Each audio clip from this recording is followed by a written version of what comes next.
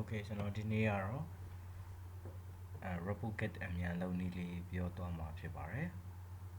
replicate အမြန်လုပ်ဖို့အတွက်ဆိုရင်ကျွန်တော်တို့ကလိုအပ်တာပါရှိလဲဆိုတော့ဒီ data source excel file တစ်ခုရှိမယ် replicate လုပ်မဲ့ format document main document Microsoft Word နဲ့လုပ်ထားတာတစ်ခုရှိမယ်နောက်အဲ replicate နဲ့တွဲမဲ့ image ပေါ့နော်သူရဲ့ပုံကျွန်တော်တို့ကျောင်းသားရဲ့ပုံကြီးရှိရမယ်ပေါ့နော်ကျောင်းသားရဲ့ပုံလေးရှိမယ်အဲ့ဒါလေးရှိဖို့လိုပါတယ်အဲ့တော့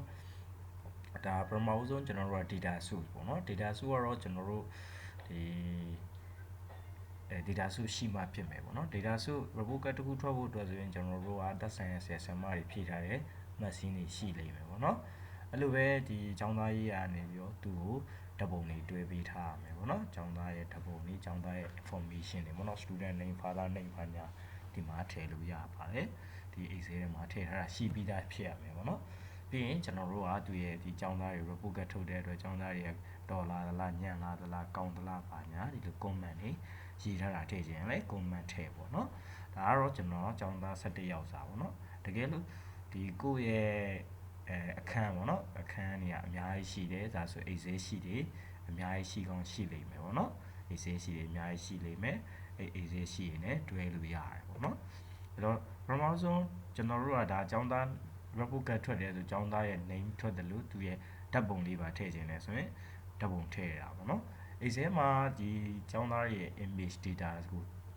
ဓာတ်ပုံထည့်တာကြတော့ view ထည့်လို့မရပါဘူးကျွန်တော်တို့ hyperlink နဲ့ထည့်ရပါတယ် hyperlink နဲ့ထည့်မယ်ဆိုရင်ဥပမာကျွန်တော်တို့ကဒီကျောင်းသားတွေရဲ့เนาะခုလိုမျိုး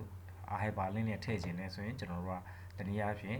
ဒီ folder တစ်ခုထဲမှာတိစောက်ထားမယ်ပေါ့နော် folder တစ်ခုထဲဒါဆိုရင်ကျွန်တော်သဘောတရားဒါကျောင်းသားကျောင်းသူတွေပေါ့နော်ကျွန်တော်တို့ဒီမှာကျောင်းသူတွေပဲသဘောထားလိုက်ပါပေါ့နော်ဆိုတော့ဒါရှိရပေါ့ရှိရဆိုတော့ဒီကျောင်းသူတွေကိုသူသက်ဆိုင်ရာကျောင်းနာမည်တွေနဲ့ပြန်ချိန်တာပေါ့နော်နာမည်အဲ့ဆို hyperlink ဥပမာ AA ဆိုရဲကျောင်းသူအတွက်ချိန်မယ်ပေါ့နော်အဲ့ဥပမာအနေနဲ့ကျွန်တော်နောက်ထပ်ကျောင်းသားပဲထားလိုက်ပါတော့အဲ့လာဆို PKN ထိမယ်ဆိုရင်ဆိုတော့ဒီမှာ image ထည့်တယ်ပေါ့နော်သူသက်ဆိုင်ရာ image ဖြစ်တဲ့အတွက်ကျွန်တော် insert tab ကိုတွားတယ်ပြီး link ကိုနှိပ်တယ် link ကိုနှိပ်ပြီးတော့ကျွန်တော်သက်ဆိုင်ရာ image စီတွားတယ်ပေါ့နော် folder ပေါ့နော်ဒါဆိုကျွန်တော်ဒီ folder ထဲမှာ image ဆိုတဲ့ folder ထဲမှာကျွန်တော်1လို့နှိပ်လိုက်ရင်တော့ 1png လို့ပဲပြတယ်ပေါ့နော်တကယ်တမ်းကျွန်တော်ဒီ image ဆိုတဲ့ folder 1png ဆိုတော့သူရဲ့ png format နဲ့ကျွန်တော်စေထားတာဖြစ်တဲ့အတွက်သူရဲ့ properties ကိုကျွန်တော်ခေါ်ကြည့်မယ်ပေါ့နော်ခေါ်ကြည့်တော့ကျွန်တော်ရဲ့တကယ် location ကဒါပါเนาะ location တော့ဒီကောင်လေးကိုကျွန်တော် copy ကူးခဲ့မယ် control c copy ကူးပြီးကျွန်တော်ဒီနေရာမှာ control c control v ပေါ့เนาะ control အဲ့ဆိုကျွန်တော်ကနာမည်ကဟိုခုနကတော့1ပေါ့เนาะ1ပြီးရင် backslash အဲ့ဆိုကျွန်တော်တို့ image ကိုကျွန်တော်တို့ excel မှာ link တွဲတယ် hyperlink တွဲတယ်ဆိုရင် location တွေကို double backslash နဲ့တွဲရပါမယ်ဒီ image တွေကိုဆိုတော့ဒါကြောင့်ကျွန်တော် double လေးဖြစ်တော့နောက်ထပ် backslash လေးဒီကြားထဲမှာလိုက်ထည့်ပါတယ်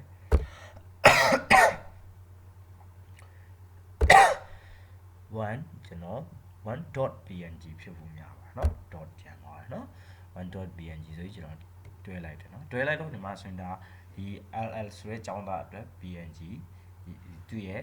link ပေါ့เนาะဒီမှာဆိုကျွန်တော်နှိပ်ကြည့်လိုက်ဒီပုံထွက်လာမယ်ပေါ့เนาะကျောင်းသားရဲ့ပုံပေါ့အဲ့တော့နောက်တစ်ယောက်အတွက်ဆိုရင်ကျွန်တော်အဲ့လိုပဲ link နှိပ်တယ်ဒီ file ကိုကျွန်တော်ဒီ parent folder ကိုပဲသူပြန်သွားပြတယ်ပြတဲ့အတွက်ကျွန်တော်ခုနက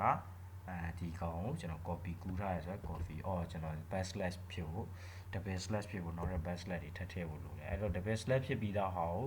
copy ကူးထားတာပိုကောင်းပါတယ်အဲ့တော့ကျွန်တော်နောက်တစ်ယောက်အတွက်က number 2ပေါ့နော် number 2ဖြစ်တဲ့အတွက်ကျွန်တော် number 2ကိုကျွန်တော်ပုံ number 2ဖြစ်ရမယ်ပေါ့နော်အဲ့ဒါဆိုကျွန်တော် number 2လေးချိန်လိုက်တယ်ချိန်လိုက်ပြီးတော့ okay နှုတ်လိုက်တယ်ဟုတ်သလားဆိုရောကျွန်တော် click ကြည့်လိုက်တယ်အဲ့ဒါဆို number 2ပုံလေးနောက်တစ်ယောက်ထွက်လာဒီလိုပဲကျွန်တော်ဒီလိုလေးတွေဓာတ်ပုံလေးတွေကို hyperlink နဲ့ဒီ excel sheet ထဲမှာတွဲသွားတယ်ပေါ့နော်တွဲထားပြီးသားဖြစ်သွားတယ်ပေါ့နော်အားလုံးအဲ့လိုတွဲလိုက်ပါတယ်ဒါကိုကျွန်တော်ကို delete ခွင့်ပေးပါကျွန်တော် delete လိုက်ပါပေါ့နော်ဆိုတော့အဲ့လိုတွဲပြီးသွားပြီဆိုကျွန်တော်ဒါ data တွေရှိပြီပေါ့နော်ဒါဆိုသက်ဆိုင်ရာဆရာမဖြည့်ထားတဲ့ data တွေဆရာအဲ့လိုဒါဆိုရင်ကျောင်းသားရေးရာနေပြီးတော့တွဲထားပေးရမယ့်ပုံနေဆိုတော့ဒါဆိုဆရာမတွေရဲ့ comment တွေပေါ့နော်ဒါရေးပြီးသွားတယ်ဆိုကျွန်တော်ဒီမှာ save လိုက်တယ်ပေါ့နော် save လိုက်ဆိုကျွန်တော်တို့ကဒါ replicate လုပ်ဖို့အတွက်ဆိုရင်ကျွန်တော်တို့ကဒါ data source file create လုပ်ပြီးသွားပြီပေါ့နော် data source file ရှိပြီးသားဖြစ်ပါလိမ့်မယ်ကျွန်တော်တို့တွဲစရာဆိုလို့ဒီဓာတ်ပုံပေါ့ဒါဓာတ်ပုံမှာပါခြင်းတဲ့ replicate အတွက်ပါဓာတ်ပုံမှာပါအောင်ဆိုရင်အဲ့လောက်မခတ်ပါဘူးเนาะဒါဓာတ်ပုံပါတော့နည်းနည်းလေးပုံများသွားတာပေါ့နော်အဲ့တော့ဒါလေးကိုစေ့လို့ရတယ်ပေါ့နော်စေ့ထားပြီဆိုကျွန်တော်ဒါလေးကိုပိတ်လိုက်မယ်ပေါ့နော်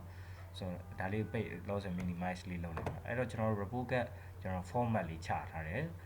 format လေးကြိုတင်ချထားရမယ်ပေါ့နော် Microsoft Word မှာ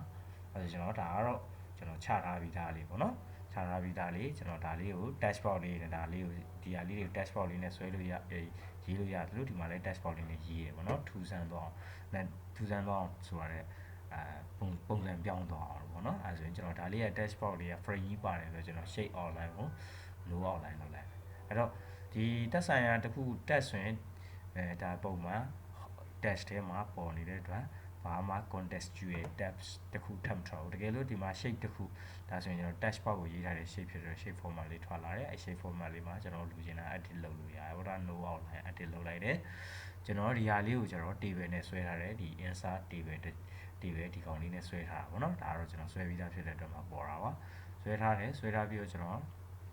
ဒီ table လေးကိုကြိုက်တယ်လို့ move လုပ်လို့ရဒါဓာတ်ပုံအတွက်လို့ကျွန်တော်ရည်ရွယ်ထားတယ်ပေါ့နော်အဲ့လိုပဲဒီဟာလေးကိုလည်းကျွန်တော် table လေးနဲ့ဆွဲထားတယ်ပေါ့နော်ဒါကတော့ကျွန်တော်တို့မှာဒါဆိုရင် first term မှာပေါ့နော် first term ပေါ့နော် first term ပေါ့နော် first term ဘာညာပေါ့နော် first term max ks max so first term ဆို second term third term ဘိုင်းနဲ့ tutorial ဘာညာရေးလို့ရပါတယ်နောက်တစ်ခုဒီမှာ attendance တွေတို့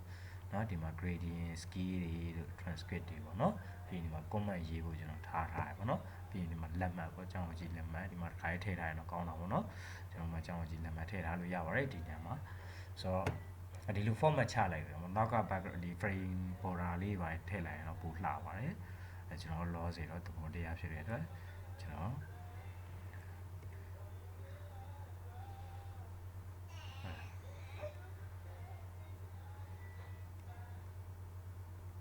ဒီကဘာလို့ပြန်ဒီဘက်ကကောင်နဲ့သွားဆက်တဲ့အတွက်ပြန်သွားလို့ထည့်ရတာ dashboard ကြီးကာသွားတာပေါ့နော်ရပါတယ်အဲ့တော့ကျွန်တော်ဒီလို frame ချလိုက်တယ်ပေါ့နော်ဒါ main document ကျွန်တော်ဒီမှာ page တစ်ခုပဲရှိပါတယ်เนาะဆိုဒီ page တစ်ခုတွေကနေကျွန်တော်ကျောင်းသားအယောက်100အတွက် data ရှိကျောင်းသားအယောက်100အတွက် robot ကချက်ချင်းထွက်တဲ့နည်းလေးလောက်မှာဖြစ်ပါတယ်အဲ့တော့ဒီလိုလုပ်ပြီးတော့ကျွန်တော် save လိုက်တယ်ပေါ့ save လိုက်ပြီးတော့ကျွန်တော်တို့ကအဓိကတော့ mail match ကိုတောင်းမှာပါအဲ့တော့ကျွန်တော်တို့ data source နဲ့ဒီ main document ဒီ document word file နဲ့ data source excel file နဲ့တွဲမှာဖြစ်ပါတယ်အဲ့တော့ကျွန်တော် mailing ကိုတွားပါမယ်ဆိုတော့ start mail match ပေါ့နော် step by step mail match wizard လေးကိုနှိပ်လိုက်တယ်ရွေးလိုက်တယ်ပေါ့နော်ရွေးလိုက်ပြီးတော့ကျွန်တော် next start document လုပ်တယ်ပြီးရင်ကျွန်တော် select recipient เนาะဒါကတော့ဒီ document ကိုပဲသုံးမယ်လို့ပြောတာပေါ့နော်ဒီဆိုတော့ document ကို main document အနေနဲ့သုံးတယ် select recipient ဘယ်သူတွေကိုပို့မှာလဲဘယ်သူတွေအတွက်လုပ်မှာလဲဆိုတော့ဒီမှာ recipient အတွက်ဆိုရင်ကျွန်တော် browse data source တွေကိုကျွန်တော်ရွေးပေးဖို့လိုပါတယ်ကျွန်တော်ကတော့ desktop ပေါ်မှာသူ့အတွက်ဒီ file လေးထဲမှာထည့်ထားတဲ့အတွက်ဒီ file လေးကိုရွေးပေးရပါတော့။အဲဆိုရင်ကျွန်တော်တို့ကအဲ့မှာဆိုလာမေးလိမ့်မယ်ဒီ name နဲ့လားဟုတ်တယ်အဲ့ဒါနဲ့အဲ့မှာသူထပ်မေးတယ်ဒီ data တွေထဲမှာဖြုတ်ချင်တာရှိသေးလားမဖြုတ်ချင်ဘူးအကုန်လုံးခေါ်ချင်တာ okay အကုန်ခေါ်လိုက်ရုံပဲ okay ဆိုတော့နှစ်ခါ okay လိုက်တယ်ပေါ့နော် okay ပြီးသွားဆိုရင်ကျွန်တော်တို့ကဒါ data တွေထည့်လို့ရတယ်ပေါ့နော်ဒီဆိုအဓိက list တွဲပြီးသွားတယ် list နဲ့ document နဲ့တွဲပြီးသွားတယ်ပေါ့နော် data source နဲ့ဒီ main document နဲ့တွဲပြီးသွားပြီဆိုရင်ကျွန်တော်ကျောင်းသားရဲ့ name နေရာကိုကျွန်တော်ထည့်ခြင်းတယ်ပေါ့နော်အဲ့တော့ကျောင်းသား name နေရာထည့်ခြင်းဒီနေရာလေးကာစာချဒီမှာဆိုရင်ကျွန်တော်တို့ဆွမ်းတာ excel က column ရဲ့ခေါင်းစဉ်တွေ title တွေအတိုင်းပဲလာပေးပါလိမ့်မယ်နော်ဒီမှာ title တွေအတိုင်းပဲဒီမှာဆိုရင်လာပေးလိမ့်မယ်နော်အဲ့ဆိုရင်ဒီမှာ student name ကျွန်တော် student name ဒီနေရာထည့်ခြင်းတယ်ဥပမာကျွန်တော် ICT အမှတ်ထည့်ခြင်းတယ် ICT ဆိုပြီးတော့ကျွန်တော်ရွေးရုံပဲဆိုတော့ ICT အမှတ်ဟုတ်ပြီနောက်တစ်ခုဟာကျွန်တော် English အမှတ်ထည့်မယ်နောက်တစ်ခုကမြန်မာစာအမှတ်မြန်မာစာဆိုတဲ့ခေါင်းစဉ်လေးကိုရွေးပေးလိုက်အောင်ပါเนาะကျွန်တော် Excel မှာရေးထားတဲ့ခေါင်းစဉ်တွေမှာ maths ပေါ့ maths ဆိုရင် Excel မှာပေးတဲ့ခေါင်းစဉ်နဲ့ကိုဒီတဲ့ခေါင်းစဉ်တူလဲရမတူလဲရအဓိကသူ့သက်ဆိုင်ရာကိုတည်နေဖို့လိုတာပေါ့เนาะကျွန်တော်တို့ဒီမှာအတူတူပေးထားတဲ့အတွက် Chinese ပေါ့သဘောကဒါဆိုရင်ကျွန်တော် GP ပေါ့เนาะအဲ့လိုပြီးဆိုတော့ဒါ first term မှာ second term မှာဒီလည်းထည့်လို့ရတယ်အဲ့တော့ကျွန်တော် comments ကိုလည်းထည့်ခြင်းတယ်ပေါ့နော် comment မှာကျွန်တော် tablet တစ်ချက်ခုတ်ပြီးမှထည့်မယ်ပေါ့နော် tab တစ်ချက်ခုန်ပြီးမှကျွန်တော် comments လေးထည့်မယ်အဲ့တော့ comments ကိုကျွန်တော် format ကဟုတ်ပြီ comments ကိုကျွန်တော်အနီလေးနဲ့ပြမယ်ပေါ့နော်အနီလေးနဲ့ပြခြင်းနဲ့ format လေးတွေအနီကြည့်လိုက်မယ်ပေါ့နော်အဲ့ဆိုရင်ကျွန်တော် preview လေးကိုတစ်ချက်ကြည့်လို့ရတယ်ဒီ mailing တက်ထဲကနေ preview ကြည့်လိုက်မယ်ဟုတ်သလားဒီမှာအနီလေးနဲ့ကျွန်တော်ပြနေတယ်အဲ့လိုပဲကျွန်တော်တို့တက်ဆိုင်ရာ review လေးပြန်ပေးကြည့်လိုက်မယ်ဒါအားလုံးတော့အဲ့တော့ဒီကျွန်တော်တို့ data တွေထည့်တာကတော့အဆင်ပြေတယ်ပေါ့နော်ကျွန်တော်ဓာတ်ပုံထည့်မယ်ဆိုရင်ထူးခြားတာဓာတ်ပုံထည့်တဲ့နေရာလေးတစ်ချက်ထူးခြားရပေါ့အဲ့တော့ကျွန်တော်တို့ဒါဓာတ်ပုံထည့်ဖို့အတွက်ကျွန်တော် table လေးနဲ့ရေးထားဆွဲထားတယ်ပေါ့အဲ့တော့ကျွန်တော်တို့ဒီ table folder လေးကိုဖြောက်လိုက်မှာပို့ပြီးကြည့်ကောင်းပါတော့ table folder လေးကိုဖြောက်လိုက်မယ်ဖြောက်လိုက်ပြီးတော့ကျွန်တော်ဓာတ်ပုံထည့်မယ်ဆိုတော့ဒီနေရာကာစာချတယ်အဲ့တွင်းနဲ့ကိုပြီးရင်ကျွန်တော် image ဆိုတာထည့်လိုက်တယ်ထည့်လိုက်တော့ဒီတိုင်းထည့်တယ်ဆိုရင်ကျွန်တော်တို့ဓာတ်ပုံမမြင်ရဘူးဖြစ်လိမ့်မယ်ပေါ့နော်မမြင်ရဘူးဒီတိုင်းလည်းထည့်လို့မရဘူးဒါပေမဲ့ကျွန်တော်တို့ဒီဟာကိုထည့်ခြင်းတဲ့အတွက်ဒီလိုထည့်ပြီးသွားရင်ကျွန်တော်ဒါလေးကို cut loss ပြန်လုပ်လိုက်မယ်ဒါ procedure ထည့်လိုက်တယ်ပြီးရင် cut လုပ်တယ်ပြီးရင်ကျွန်တော်တို့ control F9 ပေါ့နော်တချို့က F9 နဲ့တွဲနှိပ်ရမှာပေါ့နော် F9 ပေါ့အဲ့လိုနှိပ်လိုက်ပြီဆိုဒီလို brace or curly bracket လေးထွက်လာပြီဆိုရင်ကျွန်တော်တို့က cap lock လေးဖွင့်ပြီးတော့ include picture picture ဆိုပြီးရေးပြီးရင်space bar ဟုတ်ပြီနော်ပထမဆုံး space bar မပါဘူးခုမှ include picture နဲ့ picture ကြားမှာ space bar မလို့ခုမှ space bar ထည့်ပြီးသွားရင်ကျွန်တော်တပည့်ကုတ် shift နဲ့ခံပြီးတော့တပည့်ကုတ်လေးရေးပြီးသွားရင်ကျွန်တော်တို့ဆွမ်းတာတော့ cut လုပ်ထားတဲ့ခေါင်းစဉ်ပေါ့နော်ကျွန်တော်ဆိုရင်